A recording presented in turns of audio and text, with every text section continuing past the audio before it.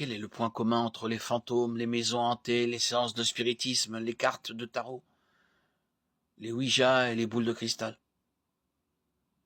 Ils fascinent parce qu'ils semblent être une fenêtre ouverte sur un monde inconnu, qui dépasse les limites de notre existence physique. Pour beaucoup, ces choses semblent innocentes et inoffensives. Beaucoup de ceux qui abordent ces sujets d'un point de vue non biblique croient que les fantômes sont les esprits des morts, qui pour une raison quelconque ne sont pas parvenus à la prochaine étape.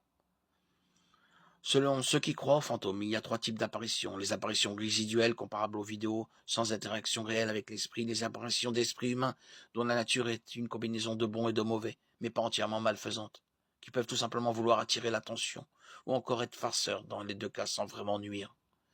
Et enfin l'interaction avec des esprits non humains, ou des démons qui peuvent se faire passer pour des esprits humains, mais sont nuisibles et très dangereux.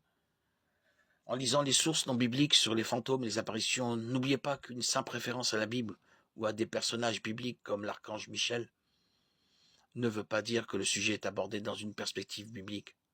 Quand aucune information concernant l'auteur n'est donnée, le lecteur doit se demander comment il sait ces choses et quelle est son autorité. Comment sait-il par exemple que les démons se font passer pour des esprits humains? En fin de compte, ceux qui abordent ces sujets à partir de sources non bibliques doivent fonder leur compréhension sur leur propre pensée, celle des autres ou d'expériences passées.